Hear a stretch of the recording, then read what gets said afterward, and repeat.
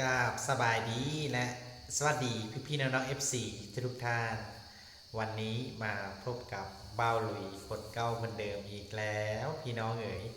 จังใดก็ขอฝากความฮักและความคิดฮอดไปหาพี่ๆน้องๆ FC ที่ทางฟังไทยนำเด้อเนาะ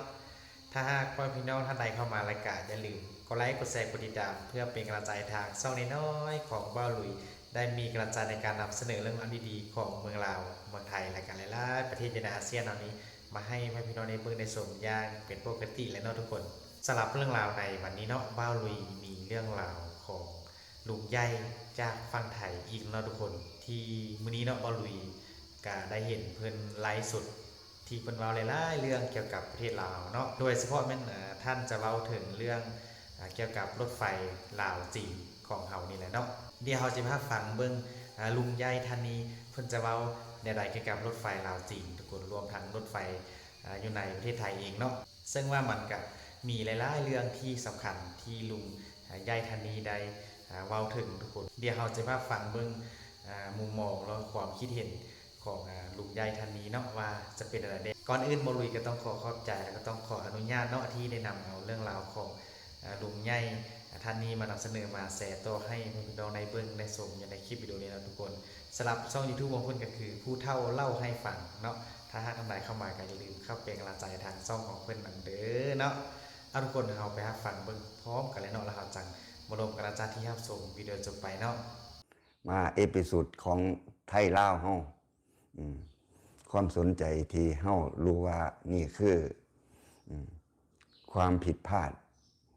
ของประเทศหนึ่งที่ดำเนินรอยตามประวัติศาสตร์โลกของประเทศที่ล่มสลายจากการบริหารจัดการของรัฐบาลนี่คือวิธีคิดแล้วกับผลที่มันจะเกิดขึ้นถ้าผู้ใดคิดได้เคยได้ฟังเคยได้เบิ่งประวัติศาสตร์โลกประวัติศาสตร์ของประเทศที่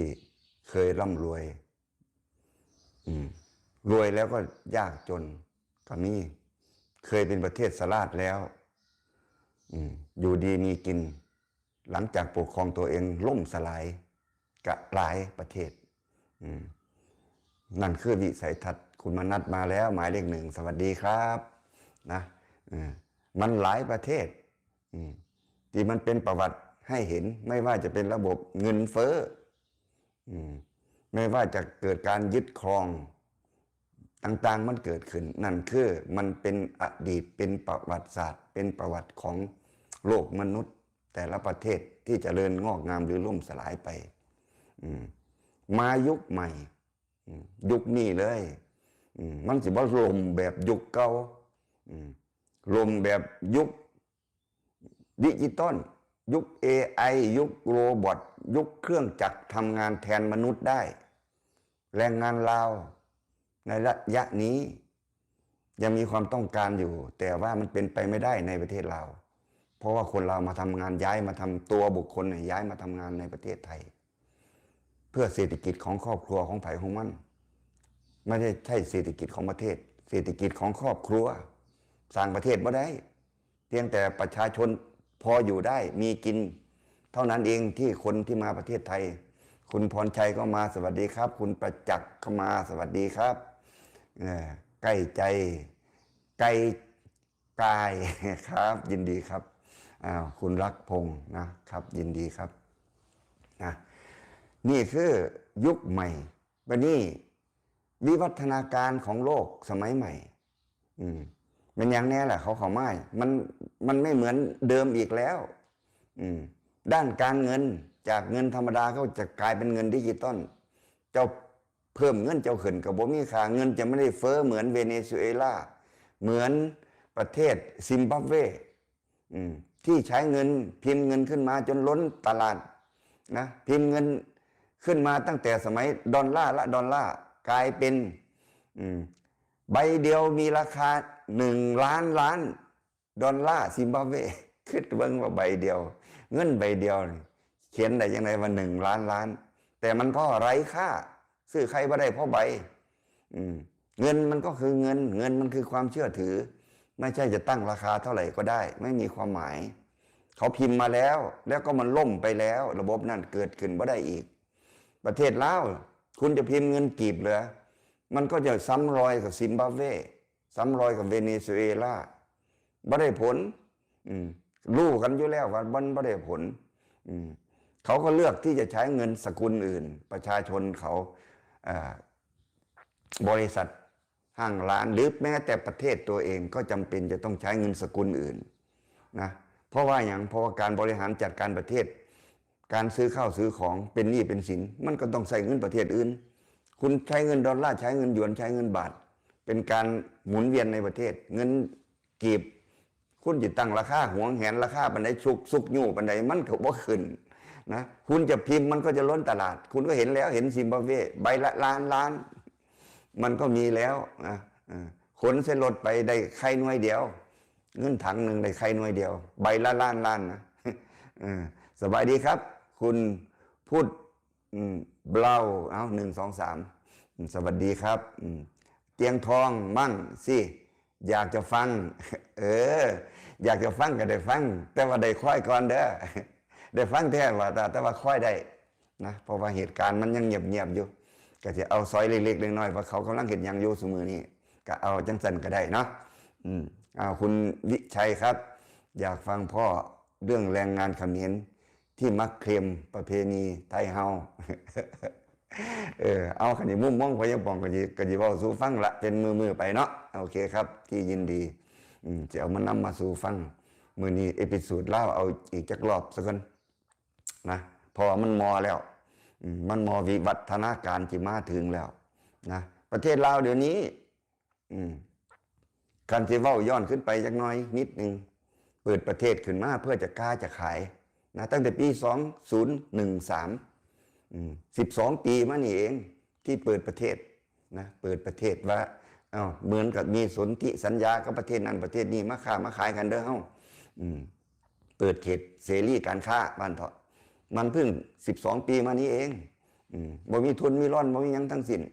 มีแต่ประเทศอื่นเขาสินำเขามาเห็นเปิดประเทศคนกับเขามาเบิ่งว่าสิลงทุนอีหยังในประเทศลาวเขาก็เขามาเบิ่งพูดลงทุนบ่ได้ก็มีเอาแต่เงินไปสร้างถนนไปเฮ็ดนั่นเฮ็ดนี่ไปซื้อกันต่อไปบ่มีทางสิยางบ่มีหม่องสิรถสิแล่นสนามบินบ่มีหม่องสิลงนายทุนเขาก็ให้เงินมาปรับปรุงประเทศซะก่อนเขาจักสิลงทุนหยังมันบ่เป็นตะโยนนะก็คือคนบ้านเฮานี่ละบ้านบ่ล่ะมีแต่เถียงหน้าสิเอิ้นแขกเอิ้นคนมาบ้านเจ้าของเขามาเห็นแล้วก็โอ้ยไปปรับปรุงเถียงหน้าไปติดแอร์ซะไว้กูอยู่บ่ได้เฮ็ดทางหยังเฮ็ดหยังให้เรียบร้อยซะกันเถาะจังสิไปนั่นคือนายทุนเขาว่าลาวก็คือกันมีคนนำเสนอทรงเข้ามานั่นนี่เจ้าของน่ะมันก็มีทรัพย์สินมีที่ดินมากมายผู้อยู่ใกล้คือเวียดนามกับจีนมองเห็นก่อนพอสองไอ้นี่จ้องอยู่แล้วเวียดนามก็ตัวดีเพราะว่าเห็นกันมาตั้งแต่สมัยรบร่วมกันเวียดนามเหนือมาบุกเวียดนามใต้ก็เที่ยวในประเทศลาวก็เห็นป่าไม้เห็น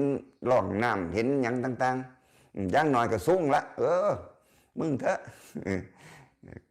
เป็นข้อมันดิดแล้วถึงเสร็จแล้วกูยอสูงนี่แหละเป็นเกณฑ์นะ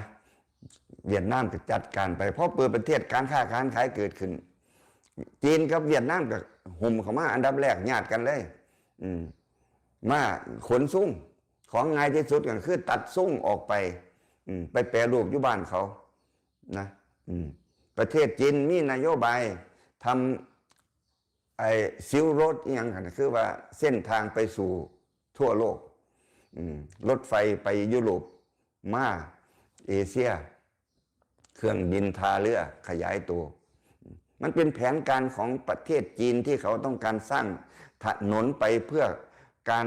ขนย้ายสิ่งของค้าขายบ้านเขาเพราะว่าเขาจะเอามันมีการท่องเที่ยวและมันมีการขนย้ายสินค้าทางรถไฟเป็นทางที่ถูกที่สุดในการซัพพลายของประเทศจีนมีเป้าหมายเส้นทางมาบ้านเฮานี่คือผ่านประเทศลาวมาประเทศไทยไปมาเลเซียไปสิงคโปร์ไปยุหันนี่คือเส้นทางการค้าเส้นทางการลงทุนเป็นการค้าของประเทศจีนโดยเฉพาะประเทศลาวเขาไปเว้าจังซี่บัดนี้ เขาไปบอกว่า เอารถไฟความเร็วสูงวะลงทุนนำกันห้องบ้านเจ้าสิมีรถไฟครั้งแรกไม่เอี่ยมออกกัน30 70สร้างจีนที่สร้างเองนะลงทุนประมาณ10,000 ล้านก็ว่าไป10,000 ล้านเจ้าก็3คอยก็7ลงทุนกันคอยบริหารจัดการเองเจ้าบ่ต้องยากเฮ็ดให้ทุกสิ่งทุกอย่างเลยนะมันก็เหมือนกับไทยบ้านซื้อรถเบนซ์บอกยังไงซะมันเหมือนกับ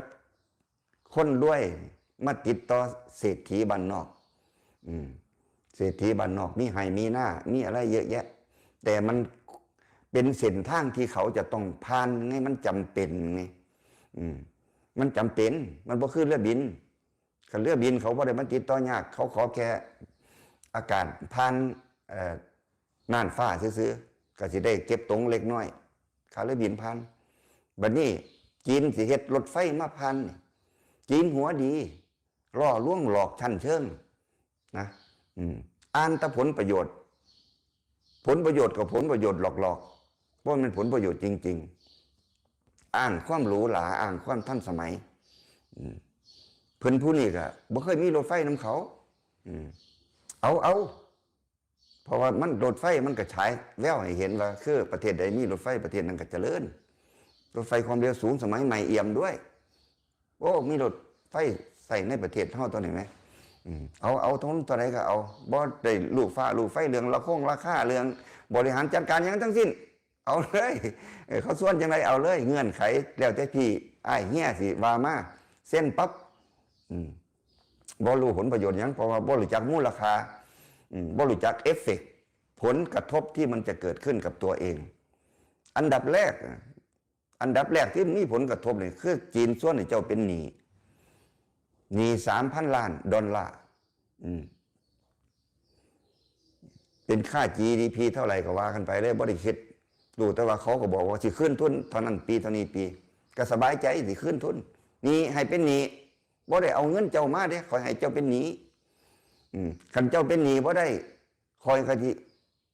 ใช้หนี้โดยวิธีเอาถนนข้างทางรถไฟเอาการสัมปทานเมืองแหละเอานั่นนี่เขียนสัญญากันขึ้นมามันมีแต่สัญญาทั้งนั้นที่ไม่ได้จกเงินทั้งสิ้นก็สบายใจพอบ่ได้ออกเงินนะเอาเส้นสัญญาปั๊บนะก็แล้วไปก็เฮ็ดไอ้เขาก็เฮ็ดเฝ้าแล้วเพราะยังเพราะว่าเป้าหมายเขาเนี่ยเขาต้องการไปประเทศไทยไปมาเลเซียไปสิงคโปร์คุณเขาจะซัพพลายสินค้าไปกับระหว่างบ้านเขากับประเทศไทยกับมาเลเซียเพราะว่าไทยกับมาเลเซียเนี่ยไทยมีคนอยู่70 ล้านมาเลเซียมีคนอีกเท่าไหร่ใกล้เคียงกัน60 กว่าล้านหรือมันยังว่าไปสิงคโปร์อีกคนนักท่องเที่ยวอีกนะนั่นคือมูลค่าของรายได้มันจะเกิดขึ้นจาก2-3 ประเทศพุ่นแต่ประเทศลาวนะมันเป็นแค่ทางผ่านที่บ่ได้มีมูลค่าหยังทั้งสิ้นเป็นอย่างจังว่ามันบ่มีมูลค่ารถไฟความเร็วสูงหรือว่ารถไฟฟ้าสมัยใหม่สิสูงหน่อยสูงหลายบ่ต้องไปเถียงกันข้อนั้นถือว่ามันอัปเดตมันสมัยใหม่ก็แล้วกันให้เกียรติความเป็นรถไฟสมัยใหม่ที่นั่งโดยสารเนี่ยมันระดับ First Class มันระดับ Economic มันระดับเครื่องรถไฟเครื่องบินพอดีนะเครื่องบินในขณะที่คนเล่าวขี่รถอีแตกรถติดตุ่มอยู่มาล่งมาเสียงอยู่ทั่วไปนะไปให้ไปสวนเขาก็บ่ได้ห้ามว่าบ่ให้เจ้ามาขี่แต่ว่าความเหมาะสมของคนขี่รถไฟวะเนี่ยรถไฟอยู่ในยุโรปอยู่ในอเมริกาอยู่ในญี่ปุ่นเกาหลีอยู่ในประเทศไทยก็ตามมันเป็นรถไฟสำหรับเขาเที่ยวไปทำงานระหว่างเมือง100 กิโล200 กิโล50 กิโลจากบ้านมาทำงานแล้วก็ไปกลับเขากุ้มค่าที่สิบ่ต้องพักอยู่ในเมืองบ่ต้องมาเซาบ้านเซาคอนโดเซาอย่างอยู่ในเมืองเขาไปกลับได้บัดนี้มันมาผ่านประเทศลาวเนี่ย คนประเทศลาวบ่ได้ทำจังซั่นคนที่สิเดินทางจากเหนือมาเวียงจันทน์นี่มันเป็นคนสำหรับการท่องเที่ยวเท่านั้น มันถึงจะคุ้มค่าคนสิมาเที่ยวซื้อตั๋วรถไฟไปกับเพื่อไปทำงานในประเทศลาวนั่นมันมีกี่คนมาคิดบ่ออกนะคิดบ่ออกมองนี้มันเป็นรถเขาเที่ยวไปกับคนขึ้นเต็มยามเช้าตอนเย็นคนก็กลับตอนกลางวันก็นักท่องเที่ยวอย่างแน่นนะแต่ประเทศลาวมันบ่ได้เป็นอย่างนั้นคนของเราอยู่ตามเส้นทางมันมีจากบ้านจากเมืองนะแล้วคนก็ตื่นเต้นสิไปซื้อไปเที่ยวกันเท่านั้นเองมันบ่คุ้มค่าสำหรับการเที่ยวทำงานนี่คือรถไฟสิคุ้มค่าบ่คุ้มค่ามันอยู่ที่คนขึ้นเต็มทุกเที่ยวไปกลับใส่ชีวิตประจำวันได้จีตั๋วรถไฟเหมาอย่างไปอย่างสั่นใส่แทนรถยนต์นั่นคือต้นทุนหลักจริงๆของเขาค่าบริหารจัดการมันอยู่หันแต่ว่าของประเทศลาวคนประเทศลาวสำหรับการท่องเที่ยวแล้วคนเราจะมีเงินไปท่องเที่ยวบ่อยขนาดไหนล่ะไปเที่ยวประเทศจีนมันบ่ตอบโจทย์เลยแล้วสิมาส่วนคนไทยก็ตื่นเต้นอยู่พักหนึ่งไปขี่รถไฟไปเวียงจันทน์ไปขี่รถไฟไปฮอดประเทศจีนเลยก็ได้ก็ส่วนกันเป็นทริปนั่นทริปนี้ไปมันก็อิ่มโตไปภายในปี2 ปีเท่านั้นจบน้องนั่นก็รอแลเล็กๆน้อยๆไปเพราะว่าเป้าหมายที่แท้จริงเขาต้องการให้มันทะลุมาประเทศไทยไปอินโดไป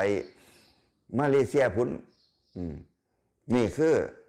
ความเป็นจริงของมันแต่ว่าเดี๋ยวนี้คนจีนประเทศจีนก็จุกอยู่ในใจอยู่ว่าประเทศไทยเป็นอะไรที่สร้างแล้วเนาะบังคับเขาบ่ได้เด้เขาว่าตามใจเพิ่นน่ะบังคับเขาบ่ได้ประเทศไทยก็รู้แล้วว่ากันไปเป็นหนี้ประเทศจีนมันบ่คุ้มค่าหยังเพราะรถไฟประเทศไทยเขามีใส่มา120 ปีแล้วเขาไม่ได้เดือดร้อนความเร็วสูงบ่สูงกูบ่เกี่ยวเขาลึงกับชีวิตการใส่รถไฟมาแล้ว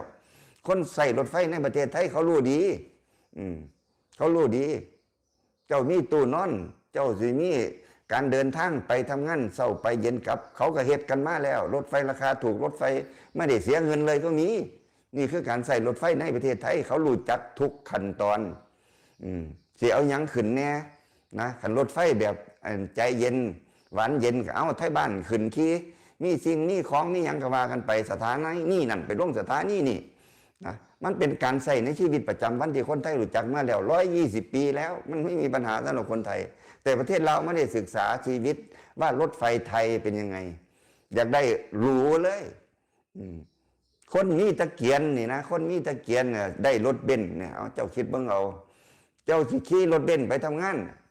เจ้าขี่รถเบนซ์ไปหักน้องไม้จะคุ้มค่าวะล่ะเอาเจ้าขี่รถเบนซ์ไปงานแต่งงานไปหรูหราเนี่ยปีหนึ่งมันมีเถื่อเจ้าซื้อรถเบนซ์มาเจ้าลงทุนได้เว้ยมันมีจักเถื่อที่เจ้าอยู่แต่งตัวรอๆนะนั่งรถเบนซ์ไปประชุมนั่งรถเบนซ์ไปเที่ยวไปนั่นไปนี่มันบ่คือนั่นคือฐานะของคนที่สิมีรถเบนซ์ผู้เขามีฐานะเขาก็สมเพราะว่าค่าตัวเขาไปทำงานวันหนึ่งนี่เขาเป็นหมื่นเป็นแสนเป็นCEOเป็นอะไรตัวมีอะไรนั่นคือการเปรียบเทียบรถไฟก็คือกันคนที่สินั่งรถไฟไปกลับเนี่ยเงินเดือนต้องหลายแสนบาทนะหลายแสนบาทไม่ใช่แสนกีบนะตั๋วของมันเนี่ยไปกลับ100 กิโล200 กิโลเนี่ยตั๋วก็300 400แล้วแต่คนเขามีตังค์เขาสามารถไปกลับได้อยู่ในญี่ปุ่นอยู่ในยุโรปอยู่ไสเนี่ยเขาตีตั๋วไปกลับได้เพราะว่าเขาเทียบแล้วว่าถ้ามาเซาบ้านพักถ้ามาเซาหอพักมาเซาขับแทนการใส่รถยนต์เปลืองน้ำมันเท่าใดเขาสิไปกลับได้ตีตั๋วรถไฟสมมติว่าใส่รถยนต์ค่าน้ำมันมือละ500เขาก็500คือกันนี่กูบ่มีปัญหาค่าน้ำมันมือละ500กูบ่ได้ขับบ่ได้รับผิดชอบรถยนต์เอาแกตีตั๋วไปครับเดือนนึงก็15,000เท่านั้นเว้ยมันสิเดือดร้อนอย่างเนี่ยเขาคิดเท่านั้นง่ายๆเพราะว่าเขาขับรถยนต์ประจำอยู่แล้วนั่นคือวิถีชีวิตของคนนั่งรถไฟถือกระเป๋าเจมส์บอนด์หรือชุดทำงานขึ้นปุ๊บปั๊บ แล้วคนขึ้นรถไฟชีวิตประจำวันของคนลาวเนี่ยนะถ้าเป็นชีวิตประจำวันคนลาวคือยังรถไฟบ้านเฮานะเอาสิ่งเอาของไปขายเอาสิ่งเอาของไปขายเอาหอบข้าวสารแบกข้าวสารแบกหยังกันแล้วแต่เจ้ารถไฟธรรมดาเขาบริวารหยังกันนะบัดนี้รถไฟจีนซากมาดหรูหราให้โซนเจ้าสิแบกข้าวสารขึ้นรถได้วะล่ะ เจ้าสิอุ้มหมูน้อย เจ้าสิเอาอุ้มไก่เจ้าสิเห็นหยังขึ้นรถไปน้ำได้วะนั่นคือวิถีชีวิตจริงของประชาชนการเดินทางไปย่ำไปเยี่ยมไปยามกันสิไปยังสั้นได้บ่คนเล่าบ่ได้คิดอยากได้แต่ว่ากูได้รถไฟกูได้รถไฟบัดนี้มันผิดพลาดแล้วล่ะตั้งแต่ว่าสิให้คนเที่ยวคนก็เที่ยวบ่ได้คนเที่ยวคือคนไปเที่ยวยอมรับได้คือคนไปเที่ยวไปประชุมไปสัมมนาแขกต่างชาติเขาก็ขึ้นนั่นโอเคแล้วมันพอเตรียมรถป่ะเนี่ยมันได้จักเปอร์เซ็นต์ก็นับกันเอา แล้วสินค้าเด้เขาโคตรกับมันสำปะหลังเขาโคตรกับมันสำปะหลังมันกุ้มค่าว่าเลยสิไปขึ้นรถไฟสินค้าทุกวันนี้มันบริกุ้มค่าในการขึ้นรถไฟนะมันเป็นสินค้าปริมาณมาก แล้วราคามันก็ถูกมันก็ว่าคุ้มอีกสิส่งนี่ตั้งแต่คนจีนสิส่งกล้วยส่งหยังไปเขามาเห็ดสิมาส่งกล้วยส่งโซเลียนส่งหยังไปสินค้าจากประเทศไทยมูลค่ามันแพงนะสินค้าผลไม้รากไม้ประเทศไทยก็ได้โอกาสได้เอาไปส่งขึ้นรถไฟจีนไปนั่นเพราะว่าสินค้ามันราคาแพงต้องการความรวดเร็วในการซัพพลายในการขนย้ายนั่นคนไทยก็ถือว่าได้โอกาสเวียดนามมู่นั่นก็ได้โอกาสเอามาขึ้นรถไฟจีนอยู่เวียดอยู่นี่ละโลจิสติกยุกไหมแต่ว่าคือกลางๆแต่ก็ยังดีกว่าไปถูก10 ล้อกั้นด่านดูดีกว่ารถเทรลเลอร์ไปถูกปิดกั้นด่านค่านั่นค่านี่ขันขึ้นรถไฟแล้วก็จบไปถึงคุณหมิงไปถึงไสกวากันเลยนั่นเป็นผลประโยชน์ของการค้าของประเทศจีนโดยเฉพาะของประเทศไทยกับเวียดนามเถอะเล่าบ่มีอย่างสิทรงบ่มีอย่างเป็นของตัวเอง แต่ว่าผลกระทบคืออะไรมันนี่ผลกระทบก็คือเจ้าเสียอย่างแน่มันเนี่ยเจ้ามามองทางด้านมันเสียดูเสียพื้นที่ข้างรถไฟเพราะมันเป็นสัญญาเด้เจ้าลงทุนเด้ข้างรถไฟจักตลอดเส้นทางเท่าใดด้านละจักเม็ดจักเป็นคิดเป็นทีแล้วจักไรเสียเงินลงทุนที่ตัวเองอยู่ดีอยู่บ่ดีได้เป็นหนี้เป็นสินได้เป็นหนี้เป็นสินย้อนรถไฟ3,000 ล้านมันถึงวันใช้หนี้แล้วไม่มีเขาก็ให้เวลาใส่หนี้จากปี2519เป็นต้นมาปีก่อนโควิดมันกุมค่าใส่หนี้แล้วเดินรถแล้ว2-3 ปีก็ถึงเวลาใส่หนี้เลยเว้ยขันเงินบ่ใส่หนี้ก็เสียดอกเลยเอาแล้ววันนี้เงินบ่เข้าทงเลยวันนี้เงินบ่เข้าเพราะว่ารถไฟมันแล่นมันห่วนมันเป็นสถานีห่วนมันบ่ครบวงจรการจะครบวงจรมันต้องไปถึงสิงคโปร์มันถึงจะคุ้มค่ามันถึงจะได้กำไรขันมาจอดแค่ประเทศลาวเนี่ยมันบ่ได้กำไรแต่ตอนเฮียเรามาบาเนี่ยเรามันสิได้กำไรเท่านั้นเท่านี้สิขึ้นทุนเท่านั้นเท่านี้เจ้าสบายใจได้แต่บัดนี้มันบ่เป็นไปตามคิดเพราะว่ามันมาห่วนอยู่แค่เวียงจันทร์อีกหลายปีอีก7 ปีสิแล้วบ่แล้วนี่3,000 ล้านเนี่ยดอกเจ้าเท่าใดมันมากุมทุนอะไรอย่างนี้แต่เขาบ่เศร้าได้ดอกล่ะคันบ่ได้เขาก็ต้องไปเอาอย่างอื่นเอาสัญญาอย่างอื่นมาตืมกันก็คือเฮาเป็นหนี้นี่แหละคือเฮาเป็นหนี้ธนาคารนี่แหละคันเงินบ่พอสิใช้ก็ต้องเอาสัญญาเอาอย่างอื่นไปตึงเหมือนไปตึงเขาตืมไปตืมสัญญาจังไปยืมสหกรณ์คู่ยืมสหกรณ์อย่างต่างๆจังซี่เจ้าเต็มที่แล้วเจ้าบ่มีเงินทุนเจ้าต้องเอาที่ดินเจ้าต้องเอาคนไปเซ็นค้ำประกันเจ้าต้องเอาหยังตืมเข้าไปสัญญานี่ตืมเข้าไปมันจังสิอยู่ต่อไปได้นั่นเนี่ยจีนก็เรียกเอาบ่เนี่ยเขาก็นายทุนเขาก็เรียกเอาเนี่ยในเมื่อว่าบ่มีเงินไปขึ้นนะการบริหารจัดการมันก็เป็นของคนจีนอยู่แล้วเขาขาดทุนเขาก็ว่าเอาวันก็บ่เป็นหยังเขาถ่าได้เพราะทุนเขาหลายแต่ว่าเจ้าของเด้บัดนี้ ขาดทุนมันต้องรับผิดชอบร่วมกันเด้อเว้ยหุ้นส่วนเด้อนั่นล่ะก็คือเป็นใดล่ะก็คือชาวนาได้รถเบนซ์มาแล้ว จะต้องใส่หนี้มันงวดเดือนละแสน งวดเดือนละแสนนะลองคิดเบิ่งเอา เจ้าต้องใส่ปี5 ปี 6 ปีนั่นคือเขามารอชาวนาซื้อรถเบนซ์เพราะว่าเจ้ามีที่มีทางหลายกันเจ้าหาเงินมาได้ก็ต้องเอาจำทีขายหยังก็ว่าไปพอทรัพย์สมบัติเจ้าหลายเขาก็มาแบ่งทีไปเจ้าบ่ขายเจ้าก็ต้องให้เซาจากที่เจ้าเคยเก็บรายได้จากไทยบ้านกลายเป็นที่ดินเจ้าถือคนมาเซาเงินเซาก็บ่ได้เป็นเงินใส่หนี้ที่เจ้าก็เลยบ่ได้เก็บกินคือเก่าบ่นี่บ่ได้ทำมาค้าขายหยังเพราะว่าเขามาเซาทีเจ้าแล้วเขาสิเฮ็ดผลประโยชน์อย่างนั้นกับเรื่องของเขาเพราะว่าเงินค่าเซาเนี่ยมันเป็นเอาไปใส่หนี้รถไฟนั่นคือมันความเกิดขึ้นมันเป็นอย่างสั้นเอากันนั่นคือความผิดพลาดข้อหนึ่งของรถไฟประเทศลาวที่มนุษย์ทางใดก็แล้วแต่เราเห็นเจ้าของมีรถไฟมาผ่านโอ้ประเทศลาวมีรถไฟสมัยไหมมาอ้างคนไทยพ่อYouTubeเขาได้เฮ็ดยอดวิวเถียงกันไปเถียงกันมากก็สงบลงไปแล้วละซุมื้อนี้ก็รู้ตัวแล้วว่ามันได้หยังเกิดขึ้นความไม่ตื่นเต้นได้ไปขี่ปีได้ยักเทียเห็นรถไฟมาผ่านกับวู้ปึ๊ดปาดทูปานสวรรค์